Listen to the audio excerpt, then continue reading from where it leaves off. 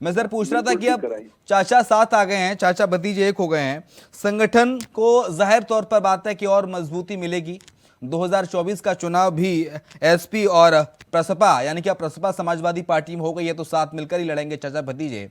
तो वैसे में सर जीत गए हैं, लेकिन जीत के मायने तो हैं ही, लेकिन राजनीति में गिव एंड टेक तो चलता है। चाचा ने जीत दिला दी बहू को।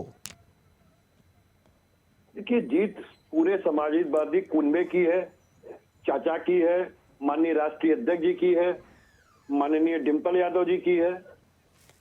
लेकिन जहां तक प्रश्न इस बात का है कि समाजवादी पार्टी ने और चाचा जी ने आज समाजवादी झंडा पकड़ा है, तो उससे भारतीय जनता पार्टी और विपक्ष की कई दलों के अंदर कौतूहल बढ़ गई है। और हकीकत यही है कि जिस तरीके से हम लोगों ने मैनपुरी जीता है, जिस तरीके से हम लोगों ने खतौली जीता है, और जिस तरीके से रामपुर के अंदर अच्छा प्रदर्शन था, और साथ ही साथ जिस तरीके से वहां पर प्रशासन के द्वारा आजम खान साहब का गढ़ गिराया गया है, वो अद्वितीय है। जी सर। तो कहीं ना कहीं निश्चित रूप से सोनी साहब, मैं इस बात का आपको वादा करके कह सकता हूं कि चाहे आने वाले आसन्न नगर निगम के चुनाव हो या 2024 का चुनाव हो, समाजवादी पार्टी बहुत बेहतर करते हुए नजर आएगी। और आदरणीय शिवपाल जी, आदरणीय अखिलेश यादव जी के नेतृत्व में समाजवादी पार्टी पूरी तरीके से संगठित और मजबूत है। और समाजवादी छतरी के अंदर जब समाजवादी इकट्ठा होते हैं तो एक नया परिवर्तन होता है। एक घोषित आपातकाल था और एक अघोषित आपातकाल है। हम दोनों को बदलेंगे। हमने वो भी बदला था, हम इसे भी बदलेंगे और देश के संविधान की रक्षा करेंगे। अंबेडकरवादी विचारधारा, गांधीवादी विचारधारा को लेकर के आगे बढ़ेंगे। और निश्चित रूप से बुलबुल पे बैठ के उड़ जाने वाली सावरकर साहब की विचारधारा, जो कि एडीआर की रिपोर्ट है, भारतीय जनता पार्टी की अपनी कोई विचारधारा नहीं बची है उसमें। सारे पार्टी के मिला के 60% के लोग हो गए हैं। इसलिए Bharatiya Janata Party one man army two man show है। और निश्चित रूप से जो संवैधानिक संस्थाओं को चूल्हे हिलाने का काम कर रहे हैं, माननीय सुप्रीम कोर्ट के अंदर भी उन पर निगरानी चल रही है, उनके प्रश्नों का जवाब नहीं दे पा रही है भारतीय जनता पार्टी और भारत सरकार। तो मैं आपको निश्चित तौर पे एक वादा कर सकता हूं कि 2024 में समाजवादी पार्टी उत्तर प्रदेश में एनडीए को रोकने का भरपूर प्रयास भी करेगी और सफलता भी हासिल करेगी। और नगर निगम में पूर्ण रूप से भाजपा का सफाया समाजवादी पार्टी करने जा रही है। चलिए कपिल श्रीवास्तव सर, जिस मकसद से विलय हुआ है प्रसपा का सपा में, उससे उम्मीद यही करते हैं कि 2024 तक पार्टी को और मजबूती मिलेगी। विश्वात्मा भरत गांधी सर जुड़ गए हमारे साथ, राजनीतिक विश्लेषक। विश्वात्मा सर, बहुत स्वागत है आपका। सर सवाल यही कि एका तो हब हो गया, लेकिन एका के बाद इस सियासत में किस तरह के परिवर्तन देखते हैं सर आप? समाजवादी पार्टी में किस तरह के परिवर्तन भविष्य में देखते हैं? पहली बात तो ये जो एकता हुई है, इस एकता के लिए अखिलेश जी को बधाई दिया जाना चाहिए और शिवपाल जी को जी। और ये परिवार की एकता, जाति की एकता में बदले, समाज की एकता में बदल जाए, पूरे प्रदेश की एकता में बदल जाए, सभी धर्मों की एकता में बदल जाए, पूरे देश की एकता में बदल जाए और पूरा विश्व एक हो जाए। एकता के हर काम का स्वागत किया जाना चाहिए। इसलिए मैं शिवपाल जी और अखिलेश जी के मेल मिलाप का स्वागत करना चाहता हूं। अब आगे मैं ये चाहता हूं कि इस एकता का कोई नतीजा भी निकलना चाहिए। अब इस एकता का ये मतलब नहीं होना चाहिए कि अब परिवार की सेवा शुरू हो जाएगी। मैं तो उम्मीद करता हूं कि समाजवाद की सेवा शुरू हो, क्योंकि शिवपाल जी एक पुराने समाजवादी व्यक्ति रहे हैं जी। और समाजवाद के लिए उन्होंने दिया है और समाजवाद के लिए पूरा जीवन दिया और नेताजी के साथ उन्होंने समाजवाद की पाठ पढ़ा है, जानते हैं। अब बहुत दिनों से समाजवादी पार्टी के लगभग 18-19 सांसदों ने पार्लियामेंट में मुद्दा उठाया हुआ है कि भाई असली समाजवाद तो तब आएगा जब मशीनों की कमाई वोटरों में बांटी जाएगी जी। और अगर मशीनों की कमाई वोटरों में बंटे तो आज 8,000 रुपया हर आदमी के घर में आए। घर में अगर 10 वोटर हैं तो 80,000 रुपया हर परिवार माने लगेगा। इस बात का फायदा बीजेपी ने उठाया और किसान सम्मान निधि 500 रुपए देना शुरू किया। लेकिन अभी 7,500 रुपया पेंडिंग है अब अगर शिवपाल जी और अखिलेश जी के एकता वो समाजवादी पार्टी के सांसदों के सपने को पूरा कर सके और वोटरशिप की आवाज को अगर समाजवादी पार्टी और अखिलेश और शिवपाल जी की जोड़ी उठा सके तो ऐसा लगेगा कि इस एकता से समाजवाद की सेवा होगी। और अगर इससे केवल परिवार की सेवा हो तो इस एकता का ओढ़ें कि बिछाएं क्या करें। जी जी लेकिन कपिल श्रीवास्तव सर, एकता का ओढ़े या बिछाएं ये सवाल पूछ रहे हैं भरत गांधी, लेकिन उससे पहले मैं सवाल ये करूंगा कि अब शिवपाल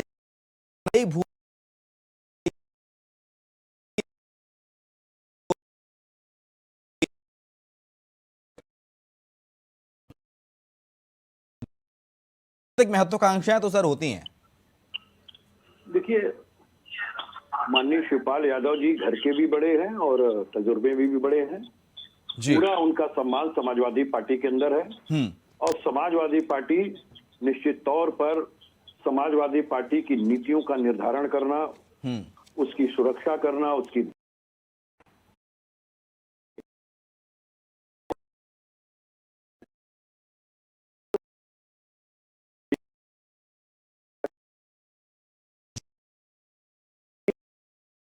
किसी को सशंकित आशंकित होने की आवश्यकता नहीं है और उन्हें समाजवादी पार्टी में बहुत बड़ी भूमिका निभाई है और वो बहुत बड़ी भूमिका निभाएंगे।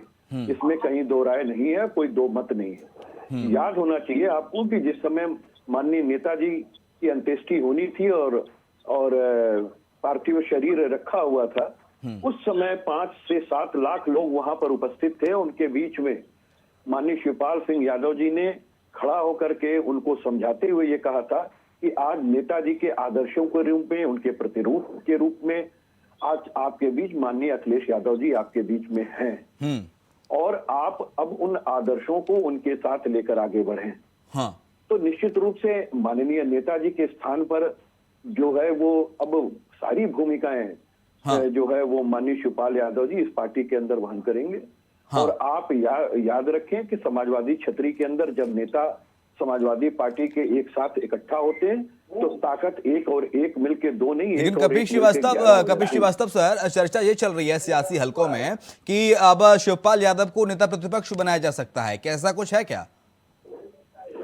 देखिए, ऑफिशियली मैं एक प्रवक्ता हूं, इसलिए मेरी अपनी एक हैसियत है जी। जब पार्टी ऐसे निर्णय लेगी तो मैं जरूर आपको वो कराऊंगा। लेकिन अभी तो हम लोग अभी जीत से तुरंत अभी कल बाहर आए हैं और समाजवादी पार्टी नगर निगम के चुनाव में अपने आप को केंद्रित करना चाहती हूँ, क्योंकि हमारे लिए अब बड़ा जो एक लक्ष्य है वो नगर निगम है वर्तमान समय में और उसके बाद 2024 है। इसी दरमियान बहुत से बड़े बड़े फैसले होंगे जिसमें निश्चित रूप से मीडिया को सूचना भी होगी और मीडिया उसमें शरीक होगा हमारी खुशियों में। जी सर। तो निश्चित तौर पे मैं आपको आश्वासन दिलाना चाहता हूँ इस देश और प्रदेश के विकास के लिए हम लोग एक हुए हैं। हाँ। हम लोग एक हैं और एक रहेंगे।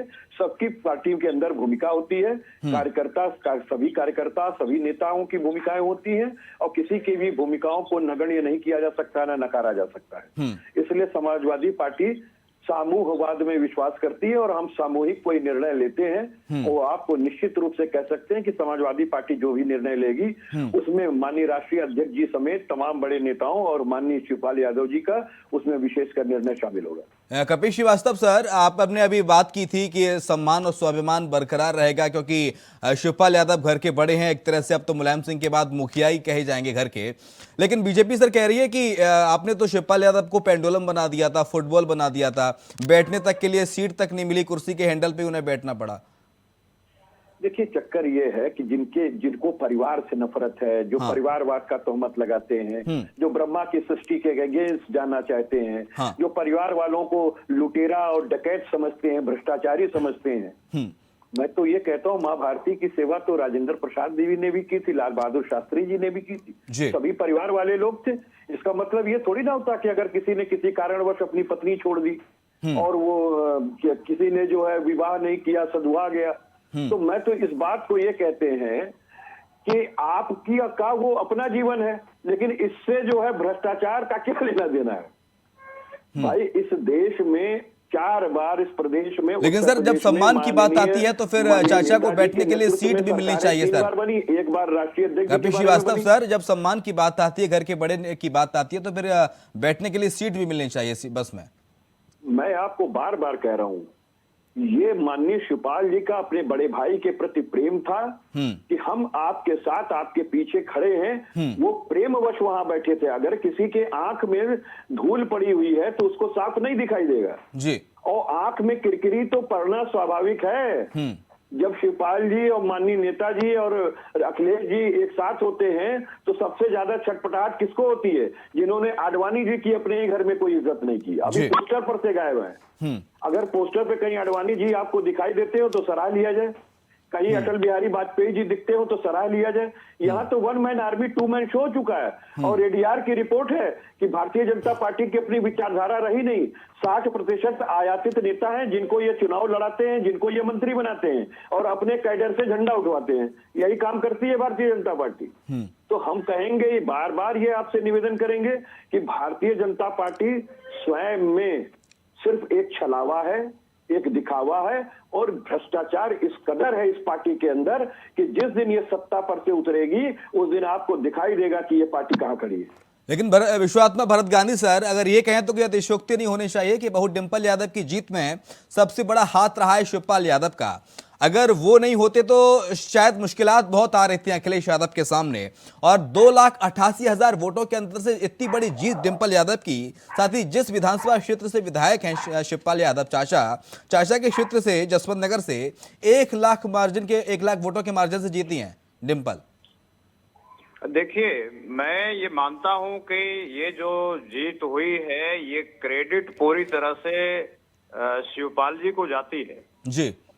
क्योंकि शिवपाल जी जमीन के आदमी हैं, उनकी पकड़ एक एक बूथ तक है। ऐसे समझिए कि चुनाव का जो ग्रामर है उस ग्रामर के वो विशेषज्ञ हैं जी।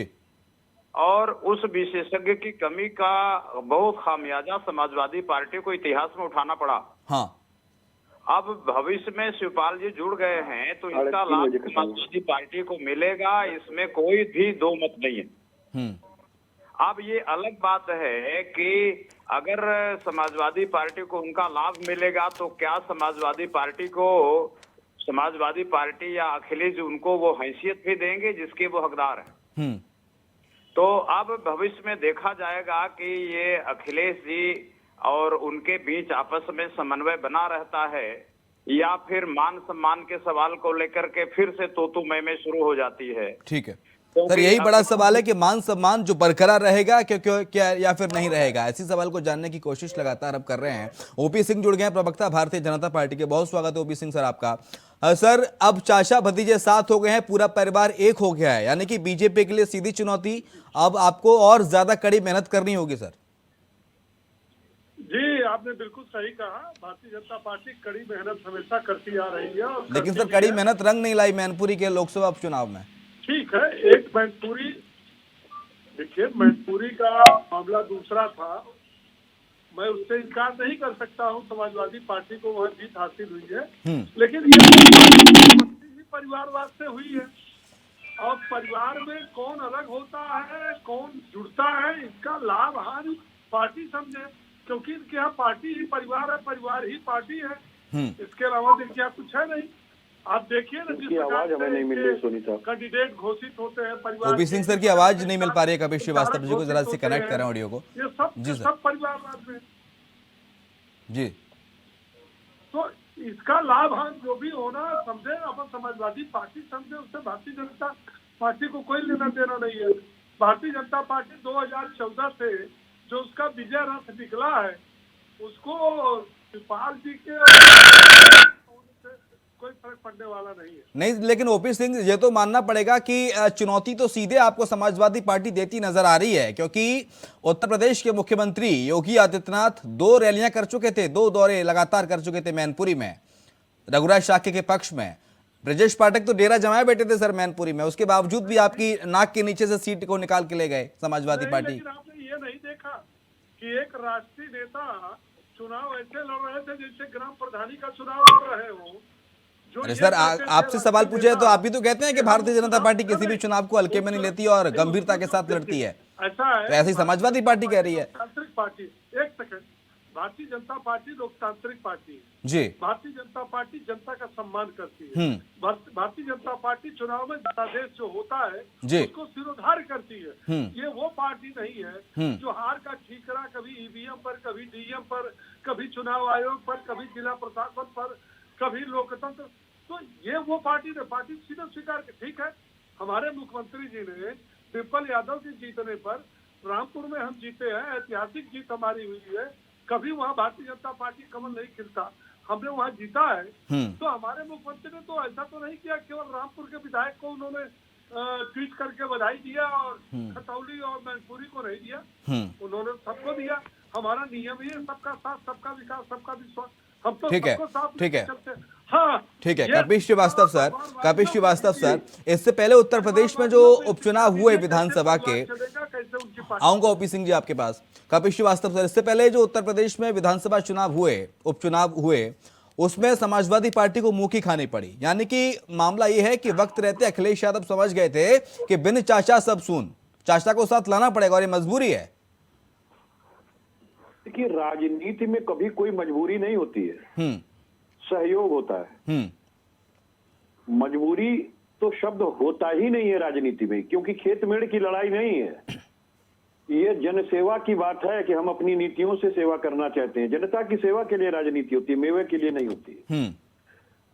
लेकिन ये भारतीय जनता पार्टी उसको मेवे के रूप में देखती है, उसको खेत और मेड़ की लड़ाई बनाती है, प्रतिशोधात्मक कार्रवाई करती है। और मैं तो एक बात पूछना चाहता हूं कि ये कह रहे हैं बार बार कि आप जो है आजमगढ़ हार गए, आप आजमगढ़ हार गए, आप रामपुर हार गए। अरे भाई, आप तो बनारस हार गए। उसका हम क्या तक याद दिलाएं आपको कि एमएलसी की दोनों सीटें समाजवादी पार्टी ने आपसे छीन ली और बुरी तरीके से परास्त किया। जमानत बचाते बचाते आपकी जमानत नहीं बची वहां। मैं तो एक बात ये कह रहा हूं कि प्राइम मिनिस्टर ऑफ इंडिया की कंस्टिट्यूएंसी है ना, वो तो किसी भी गढ़ से बहुत बड़ी थी। आपके विकास के मॉडल को तो ठुकरा दिया बनारस की जनता ने, और अब नगर निगम में भी ठुकराएगी। मैं तो इस बात को कह रहा हूं कि देखिए, एकता में बल होता है, इसमें कौन सी बड़ी बात है। ये ककहरा तो एक छोटा बच्चा भी पड़ा हुआ है। लेकिन कुछ परिस्थितियां ऐसी होती है कि व्यक्ति का मतभेद होता है, वो मतभेद जब समाप्त हो जाता है तो राजनीति में पीछे मुड़ के नहीं देखा जाता है। वो भारतीय जनता पार्टी देखती है। हम ठीक है सर, चर्चा को समाप्त करेंगे क्योंकि वक्त हो गया है। बहुत शुक्रिया आपका ओपी सिंह जी चर्चा में शामिल होने के लिए। कपिल श्रीवास्तव, प्रवक्ता समाजवादी पार्टी, बहुत शुक्रिया सर आपका। विश्वात्मा भरत गांधी जुड़े थे, उनका ही बहुत शुक्रिया चर्चा में शामिल होने के लिए। तो चाचा, भतीजा और सियासत, लेकिन सवाल यही है कि अब एका के बाद क्या सियासत फिर जारी रहेगी, अंतर्कलह क्या रहेगी। वाकई में अगर ऐसा है, एका है और एका ही चलता रहेगा, तो आने वाले सालों में जो उत्तर प्रदेश में चुनाव, उपचुनाव, लोकसभा चुनाव होने हैं देश में, उसमें समाजवादी पार्टी का प्रेजेंटेशन कैसा रहने वाला है, ये बहुत महत्वपूर्ण सवाल है। और इसी के साथ हमारी इस खास पेशकश में इतना ही। खबरें लगातार जारी हैं।